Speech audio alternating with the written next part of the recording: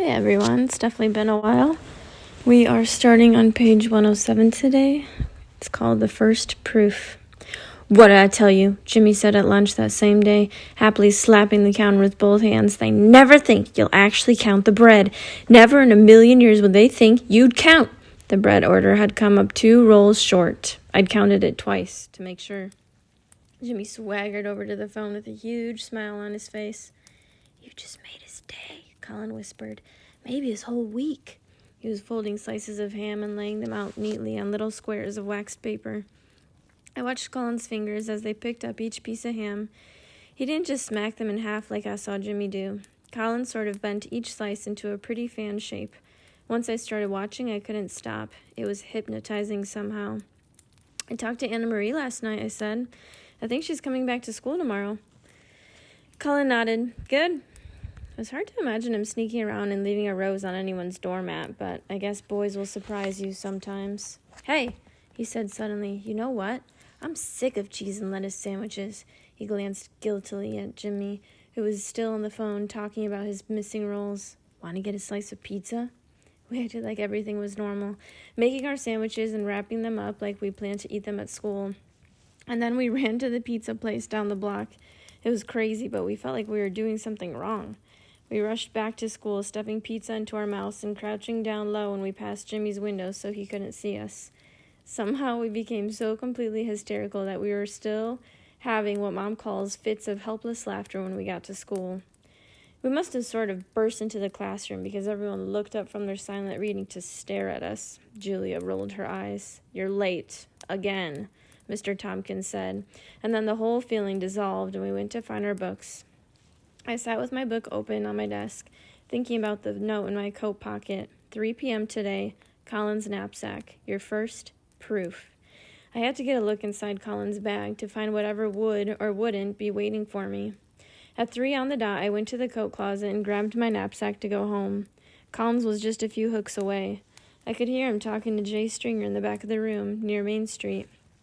Julia was standing with them, trying again to convince Jay about her stupid tinfoil UFO and how it was going to fly up and down the street on a stupid invisible wire. She still hadn't gotten her project approved.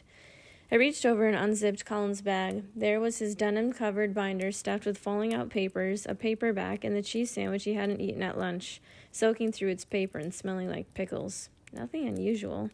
I felt around the bottom of the bag and touched some keys on a ring, resting in a pile of dirt. Or maybe crushed leaves. I tipped the bag toward the light and saw that it wasn't a pile of dirt. It was a pile of crumbs. Breadcrumbs.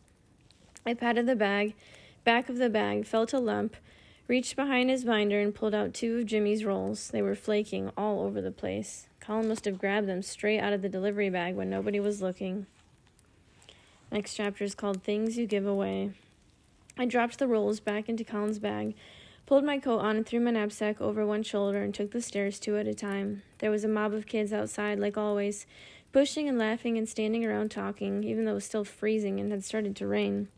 I took a minute to look for Sal, like I always do. No sign of him. I wound Mom's scarf around my ears, turned north, and started walking up the hill to Anna Marie's.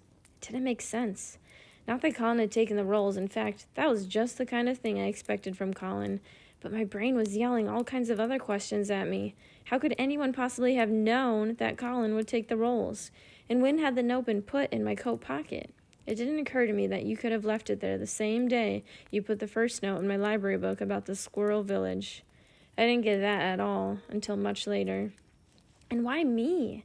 I jumped a gutter full of rainwater and took the last steps to Anna Marie's building. Why was I the one getting notes? Why did I have to do something about whatever bad thing was going to happen? I didn't even understand what I was supposed to do. Write a letter about something that hadn't happened yet? Miranda, my brain said, nothing is going to happen. Someone is playing with you. But what if my brain was wrong? What if someone's life was really needed saving? What if it wasn't a game?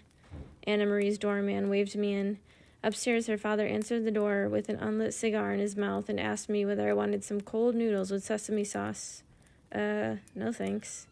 Fizzy lemonade, then? He helped me tug my wet coat off. The lining was all stuck to my sweater. So I walked into Anna Marie's room, balancing my lemonade and an ice water for her, along with a dish of almonds that her father had somehow warmed up. Warm almonds sounds kind of yuck, but in reality, they taste pretty good. Anna Marie was still in her nightgown, but she looked normal. My dad won't stop feeding me, she said, taking a handful of nuts, and he won't let me get dressed. He says pajamas are good for the soul. Isn't that so dumb? I sat on the edge of her bed. Is that the rose? It was on her bedside table on a tiny silver vase, just the kind of thing they would have at Anna Marie's house. She nodded and looked at it. The rose was perfect, just opening like a picture in a magazine. I tried to draw it, Anna Marie said. She held out a little spiral pad of heavy white paper. She'd sketched the rose in dark pencil over and over. Wow, I said. I didn't know you could draw like that. She flipped the pad closed. My dad shows me tricks sometimes. There are a lot of tricks to drawing I can show you. But I knew I would never draw like that. For the same reason I couldn't do Jimmy's V-cut or get my Main Street diagrams to look good. Hey, I said, maybe your dad left you the rose. Maybe, she frowned, and I felt a little piece of myself light up. He says he didn't, though. But it would explain how the person got upstairs. Why the doorman didn't buzz you. I could feel my lips making a smile. Your dad is so nice. It has to be him. I was miserable, sitting on the edge of her bed in the puddle of meanness. But I couldn't help it. I didn't want Anna Marie's rose to be from Colin. Maybe I couldn't stand for her to have so many people, and to be able to draw and cut bread on top of that. Maybe I wanted Colin for myself. Anna Marie's dad stuck his head through the doorway. Anybody need a refill? No thanks, I said, even though my glass was empty and my back teeth were packed with chewed nuts. I have to go. Stay for 5 more minutes, he said. I put your coat in the dryer. So I had to sit there thirsty, and then I had to put on my dry, warm, but still dirty coat and take the elevator down to Anna Marie's lobby, where the lamps glowed yellow and the doorman remembered my name. It had stopped raining. It was too cold for the boys to hang around in front of the garage. There was hardly anyone out on the street at all. The light in Belle's window looked friendly in the late afternoon gloom, and I thought of going in. I had been telling Belle the story of my book, a little bit there and a little bit there.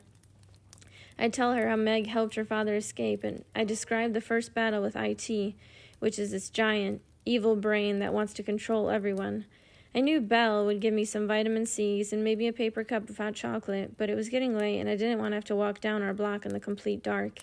So I decided to keep going. At first I thought the laughing man wasn't on the corner, but then I saw him standing on the wet curb, leaning against the mailbox and just watching me walk toward him.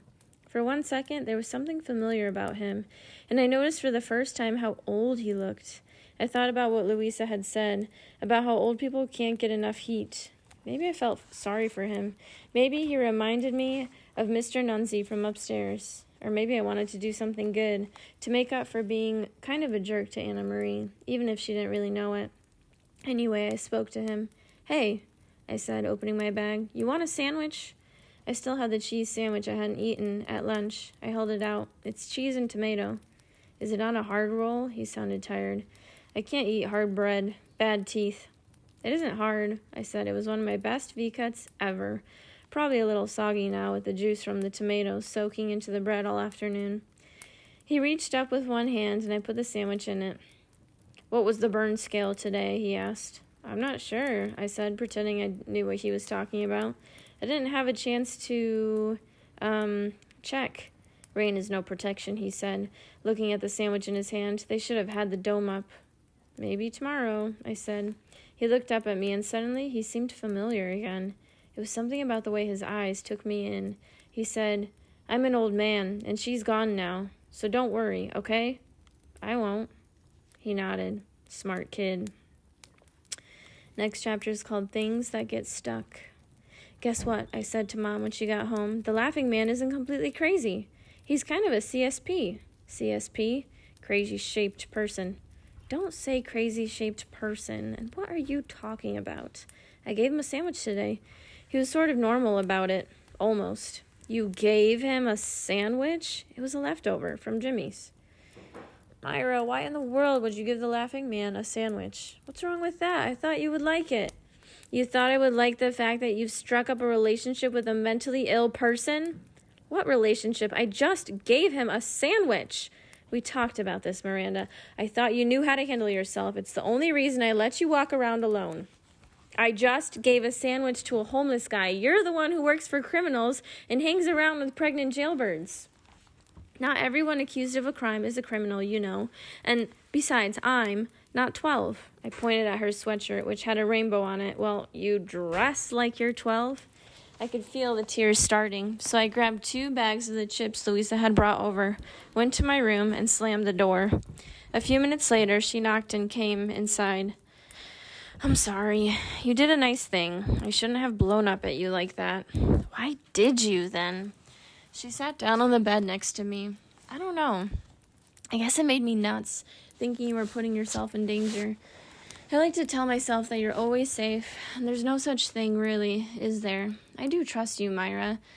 I want you to know that. I don't want to make any more mistakes. I don't think I can bear to make one more single mistake. What are you talking about? What mistakes? She laughed. Are you kidding? Where should I start? I've made about 1,000,000 mistakes. Luckily, you outweigh almost all of them. Almost all of them? Like, how many? She smiled. I don't know, 999,000? So that just leaves, 1,000 to go? Richard wants to move in, she said flatly. He wants us to get married. And my brain said, he does?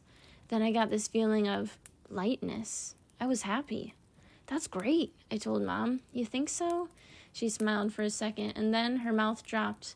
I don't know. I can't figure out if it's the right thing. Don't you love him? Of course I do. I don't know if it's the right thing for you. I mean, is that why you won't give him a key? Because of me? She shook her head slowly. I don't know. I just feel stuck. Like I'm afraid to take any steps in case they're the wrong ones. I need a little more time to think. She stood up. The water's probably boiling over by now. Spaghetti in 10 minutes. Spaghetti. Again. We were kind of stuck, I realized, in a lot of ways. Next chapter is called Tied Up Things.